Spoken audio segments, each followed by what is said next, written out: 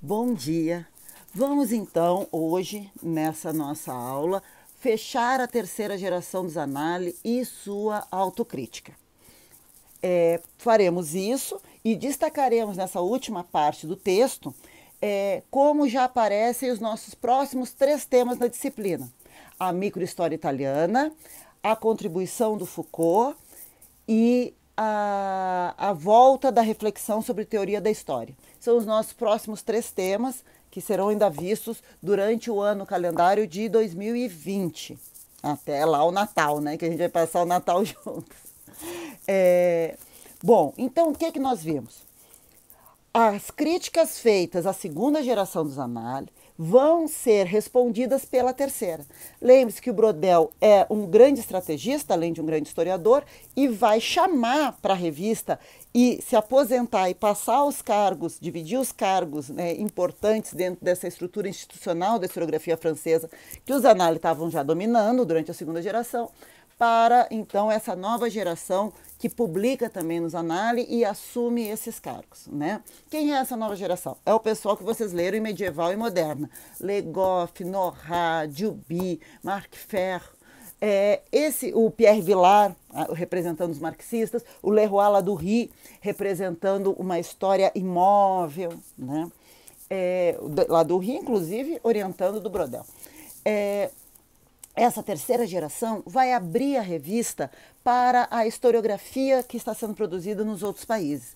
Vejam, a gente já está falando uma fase inicial entre 68 e 88, nesses 20 primeiros anos, que são os 20 primeiros anos que eles trabalham com o conceito de mentalidade, mas eles respondem às críticas, lembrando as críticas, que o Zanalli era muito economicista, parecia marxista enrustido. A história econômica cai totalmente, né? Ela vira um dos fatores, entre outros, né, na vida humana, no tempo. A resposta de que eles não davam conta da história política. A história política vai voltar para os Zanalli, inclusive com o nome de Nova História Política. A crítica da briga da estrutura como longa duração para o Brodel e estrutura para o estruturalismo do Lévi-Strauss.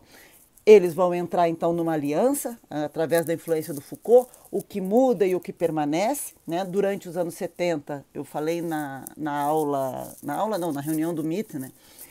Durante os anos 70, esse convívio é apaziguado, né? E era a história social, a história econômica, a estrutura, né? E a volta, então, da história social como ponto agregador. Nesses 20 primeiros anos, de 68 a 88, a história social será ainda o ponto agregador. Bom, então, a terceira geração dos Zanalli abre a revista, responde às críticas, e aí nós vemos sendo publicado nos Zanalli a microhistória italiana, por exemplo, que também está se desenvolvendo durante os anos 70, essa microhistória feita pelo Carlo Ginzburg, pelo Giovanni Levi, principalmente. O que você tem aí? A microhistória italiana publica nos Zanalli, apesar de ser uma metodologia totalmente nova em relação aos Zanalli. Os Zanalli, eles faziam aquela, que eu já falei para vocês, monografia regional. Quer dizer, você quer ver a taxa de natalidade na França no século XVI. Manda um orientando para cada município, faz o levantamento durante o século XVI da taxa de natalidade com as paróquias, né, com as igrejas, e aí depois você soma tudo isso matematicamente e vê a taxa de natalidade no século XVI. Essa é a metodologia da monografia regional. A metodologia da microhistória italiana é completamente diferente. Você vai para uma paróquia, para um pequeno município, até mesmo para a vida de um indivíduo, para ver a diferença. O que aquela escala menor, a análise intensiva de um objeto bem delimitado, mostra de movimentação diferente da grande análise da história social, da história nacional. Vocês percebem isso? Vocês vão dizer, o Febvre também entrava por um indivíduo. Rabelais e o problema da descrença no século XVI. Ele entra pelo Rabelais para compreender a mentalidade do século XVI e a sociedade do século XVI.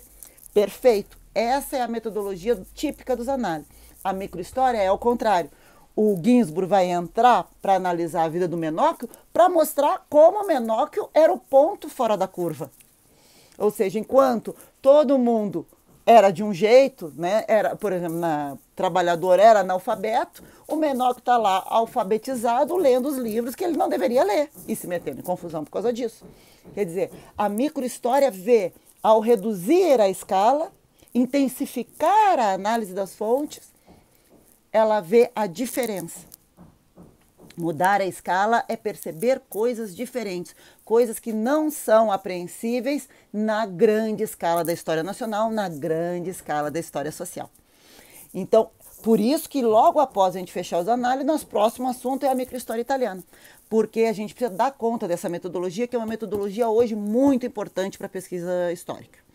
Bom, voltando especificamente à Revista dos Análises, eles abrem para a microhistória italiana, eles abrem para a nova esquerda inglesa, no caso o Thompson, até o texto de vocês diz, olha, leem atrasado o Thompson, né? Eles leem nos anos 70 e o Thompson já está escrevendo durante todos os anos 60. Eles retomam a leitura da sociologia. Qual sociologia? Vinculada ao Pierre Bourdieu e antes dele ao Norbert Elias. Vejam, eu falei, não, o Norbert Elias está escrevendo desde a década de 30 e eles só vão ler agora. Eles só vão dar conta dessa nova abordagem sociológica agora.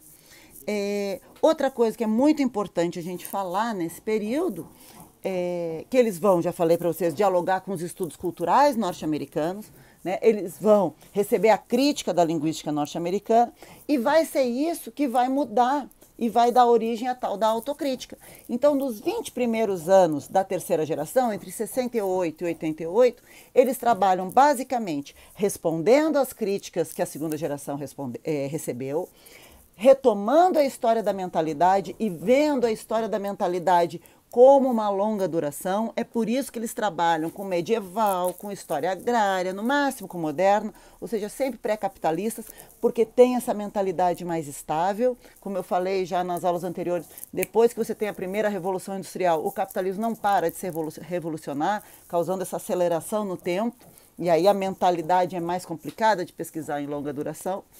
E eles vão trabalhar com a mentalidade, retomar aquela ideia da utensilagem mental e transformar agora. Então, qual é o sentido que aquela sociedade, naquele século, dá para o mundo? Só que eles trabalham com esse conceito, muito vindo dos métodos quantitativos da segunda geração. Lembra que eu falei para vocês contar as velas, né, contar as missas encomendadas para o defunto, e aí analisando em 100 anos a decadência desse investimento na vida após a morte, mostrando com uma racionalização, né, da sociedade. Vejam, são análises muito gerais e que desconsideram as diferenças de gênero, as diferenças de classe, né, as diferenças de campo e cidade. Quando a terceira geração começa a ler os estudos culturais norte-americanos, da Natalie Zenon Davis, do Robert Darnton, e mesmo a crítica da linguística norte-americana, como o do Hayden White, começa a ler a nova esquerda inglesa, o Thompson, o Raymond Williams, começa a ler a microhistória italiana, né, percebendo que a mudança de escala mostra coisas diferentes.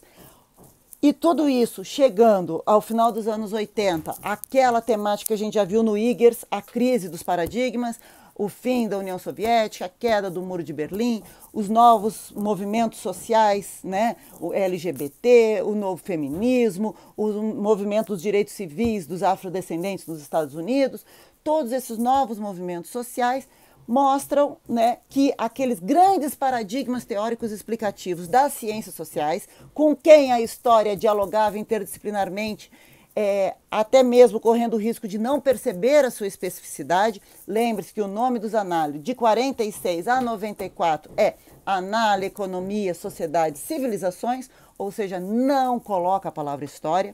Por isso que no nosso programa os análises são colocados História e Ciências Sociais, né? Porque é a maior experiência interdisciplinar que a gente conhece em história, é a Revista dos Análises.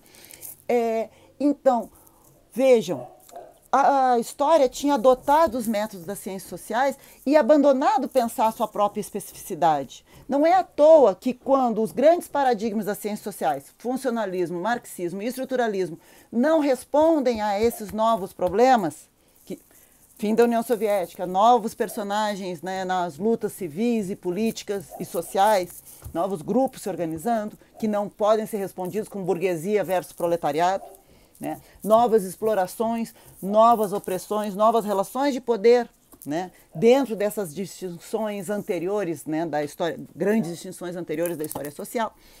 os Anali fazem a sua própria autocrítica. Isso que é o legal. Porque, vamos lembrar, os Anali é sempre isso, permanecer e mudar. Eles sempre estão atentos ao que está acontecendo no seu presente. Como o Febvre falou, estar com a face ao vento. Essa é a característica da revista. E a face ao vento, no final dos anos 80, era responder a essas questões. Responder aos novos sujeitos históricos, responder ao fim das grandes filosofias da história, né, representadas pela União Soviética, responder ao desafio da linguística, que havia apontado que a história tinha estilo narrativo, construía uma narrativa e ficava se dizendo ciência social, que é o Hayden White, mas que na verdade então seria um gênero literário. Bom, como eu já falei para vocês, a crítica do Hayden White é muito boa, porque aí a gente retoma de novo o texto do Higgins que fala disso. Na Inglaterra, o Lawrence Stone já tinha apontado esse ressurgimento da narrativa. Né? A partir dos anos 70, a história compreende que mesmo quando ela usa grandes paradigmas explicativos das ciências sociais, como o marxismo, como o funcionalismo e como o estruturalismo, ela não abandona a sua característica narrativa. Mas isso não significa que ela seja uma ficção. E aí vai ser o debate da parte final do texto. Né? A história é uma narrativa, sim, mas como diz o nosso amigo Paul Veyne, como diz o nosso amigo Paul Ricoeur, que são os autores que ele vai citar para responder ao Hayden White, é uma narrativa verdadeira. É uma narrativa verdadeira porque ela parte a partir das nossas fontes, que são os vestígios, as ruínas, as pistas, né, do que aconteceu. O vestígio, a pista, a fonte, o documento, ele não é o que aconteceu, mas ele é uma ruína daquilo que aconteceu. E a partir dali, né, com as perguntas do nosso presente, com os nossos procedimentos, os nossos conceitos e o nosso compromisso ético, né, nós, que a gente vai discutir, não se preocupe, a ideia do compromisso ético é o último tema da disciplina, o Paul Ricoeur, e o nosso compromisso ético, nós conseguimos construir, então, uma narrativa verdadeira. Não há verdade com A maiúsculo e V maiúsculo, né, da filosofia ou da religião, mas uma pequena verdade rigorosa histórica. Com essa pergunta, com essa documentação, com esses conceitos e com essa metodologia, nós chegamos a essa resposta. É uma resposta verdadeira, não é uma resposta total. Então aí vocês já sabem qual é a grande crítica que os Anali da terceira geração e da autocrítica recebem. Né? O Ciro Flammarion Cardoso vai dizer que são pós-modernos. Né? Vamos discutir esse conceito de pós-modernidade também no final da disciplina, no último bimestre. O Doss vai dizer que é uma história em migalhas. Né? Não, há uma fragmentação dos objetos de pesquisa e há o reconhecimento de que o elefante que nós tateamos, né? Lembra aquela metáfora, os historiadores são ceguinhos tateando um elefante, cada um tateia num pedaço e aí fica dizendo que o elefante é aquilo. Quem tateia na orelha, né, diz, olha, é achatado e molengo. Quem tateia nas costas, olha, é grande, né, e firme. A grande questão, tudo bem, a metáfora do elefante continua valendo, mas o elefante não está lá. A gente tateia as ruínas do elefante, os restos mortais do elefante, e não um elefante vivo e saltitante, porque o passado não existe, o que sobrou dele são essas pistas. A gente vai ver o paradigma indiciário, em que o Ginsburg compara o historiador a um detetive, né? Que já chega no local do crime quando o crime já aconteceu. E agora a gente só tem as pistas para dizer o que aconteceu. E se o detetive é bom, ele consegue dizer quem foi o assassino. Se o historiador é bom, ele vai dizer uma verdade histórica, com os limites de uma verdade histórica. Bom, continuando então. Lendo essa outra historiografia, né, italiana, inglesa, americana, e lendo a sociologia do Bourdieu, do Norbert Elias, do Passeron, lendo o Foucault, né? O Foucault também é o nosso próximo tema, depois do Ginsburg. Tem Ginsburg, Certeau, Foucault. Não, é Ginsburg, Foucault, Certeau. Né? O Michel de Certeau, a gente fecha o ano, o calendário. O que eles percebem? A importância da análise de discurso. Eu já falei isso na reunião do MIT. O Foucault ensinou a arqueologia, quer dizer, como as coisas, os regimes de verdade, né? Quer dizer, que a verdade é histórica também e permanece um regime de como se chegar à verdade por um determinado momento. Então há uma episteme, um regime de verdade num determinado momento histórico. Foucault ensinou que coisas que a gente pensava naturais são históricas, a loucura, o sexo, né? E Foucault ensinou que a verdade não está por trás do discurso. A gente não precisa ler nas entrelinhas, que o discurso já é a verdade sendo exposta. A gente tem que saber perguntar. Como eu digo, como falei no mito, o peixe morre pela boca. A pessoa confessa, né? A gente não deve procurar o que está atrás do discurso. A gente deve procurar o jogo de verdade que está sendo organizado naquele discurso. Né? O discurso já é pelo que se luta. Ser considerado o verdadeiro ou que está falando a verdade, é só vocês pensarem essas fake news. A fake news é uma mentira, né? Como o outro exemplo que eu uso muito, um título falso de terra, né? Um título grilado de terra. O que a fake news faz para você pensar que ela é verdade? Ela usa o regime de verdade, ela põe as características que você precisa ter para você pensar que é verdade. Então ele põe uma manchete, põe alguma organização fantasiosa dizendo que pesquisadores da Islândia descobriram que a máscara causa coronavírus. Então vejam, ela dá a roupagem de verdade. Então ela está confessando, né? Ela está confessando que ela sabe qual é o regime para ser verdadeiro, que ela precisa botar aquela roupinha. E aí, com isso ela gera os efeitos na sociedade. Então não está por trás. A mentira, o falso, faz parte das relações daquela sociedade. O exemplo que eu uso sempre é o título de grilagem de terra. Então o cara vai lá, suborna o cartorário faz um título falso, ele bota numa gaveta com os grilos morrem, deixam amarelado, ele vai lá, apresenta na justiça, olha, eu sou proprietário daquela terra. A justiça manda a polícia expulsar quem mora naquela terra há 3, 4 gerações, trabalha nela, mas não tem o título de terra. Então, está por trás do documento a verdade?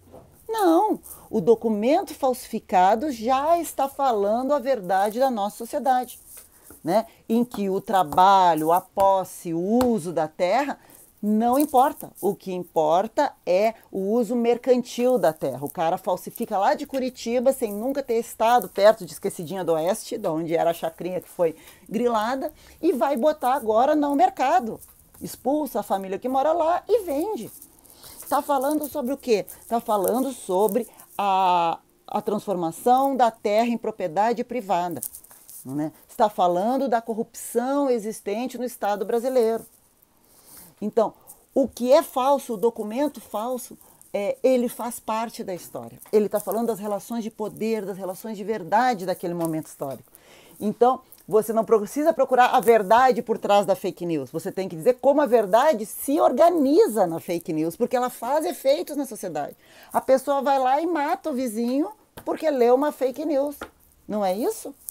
Não teve no período eleitoral aí vários casos de discussões políticas que acabaram em morte?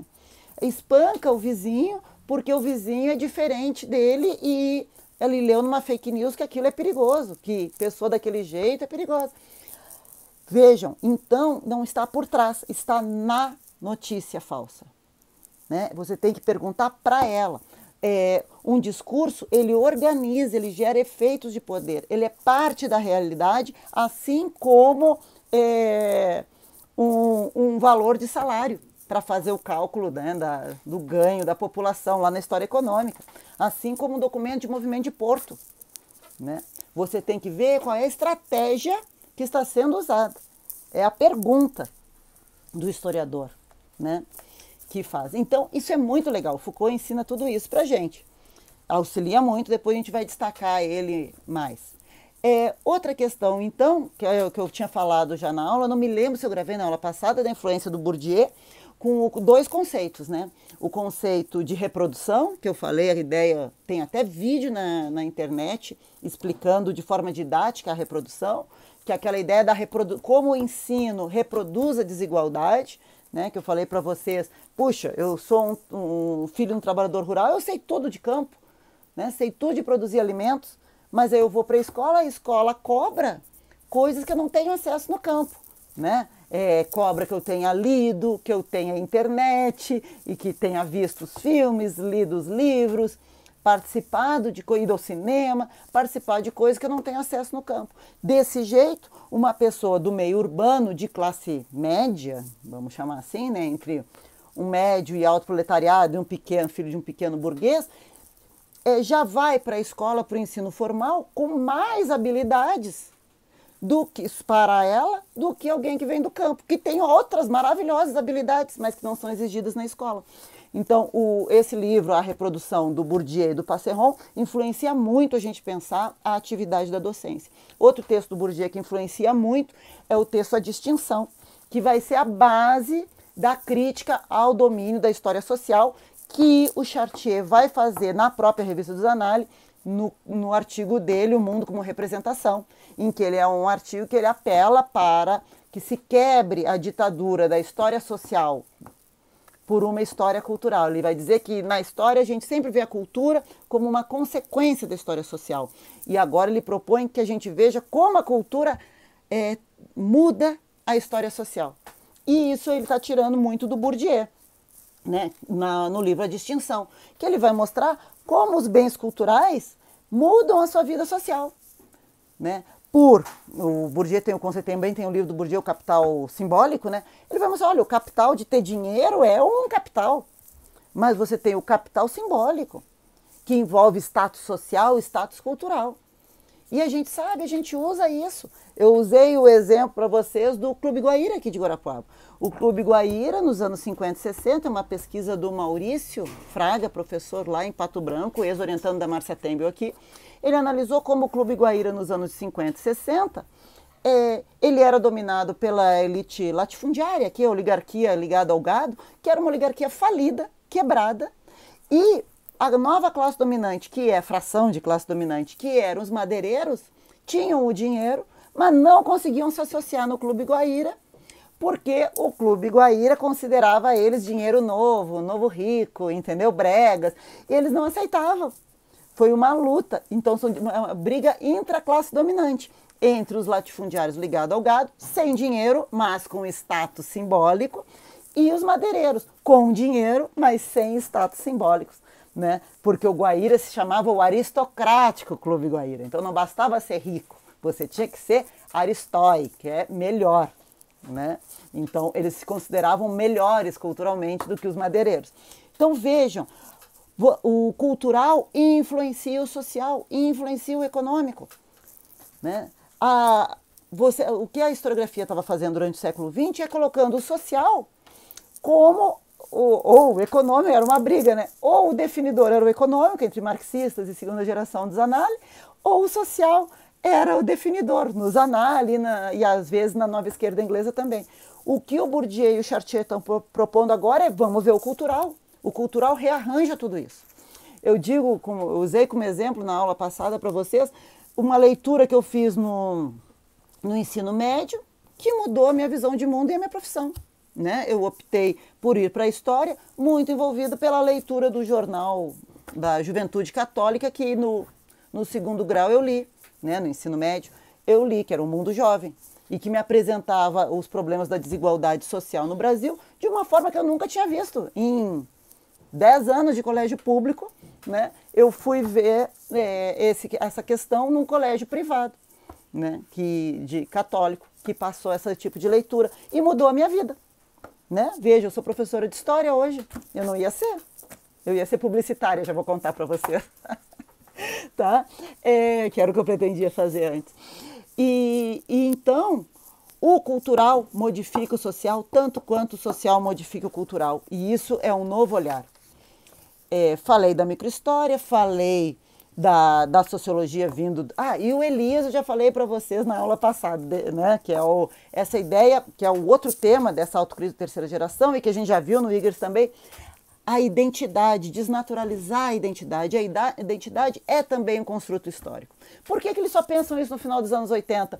Porque antes dos anos 80 todo mundo achava que identidade era...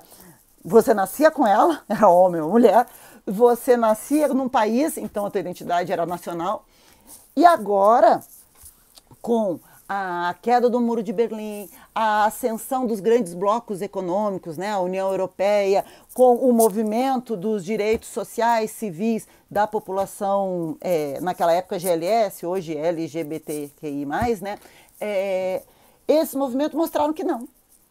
O presente questionou a naturalização das identidades. E as identidades, então, também viraram um problema de história. Pensar a construção dessas identidades, né? E a sua dissolução. Que é um tema que está aí hoje, lá no texto do Igueres, ele já aponta isso, né? Gente, como eu disse, o Igueres você não solta mais agora. Quem não fichou, fiche, porque daqui para frente vai ser só temática que o Igueres já deu o pontapé inicial. A volta da narrativa, a gente já tinha visto também no Igueres, quando ele fala do Stone, e é isso mesmo. Com a reflexão metodológica da história, e por isso que a gente vai ler o Certeau, a gente vai fechar esse ano calendário com o Certeau, né?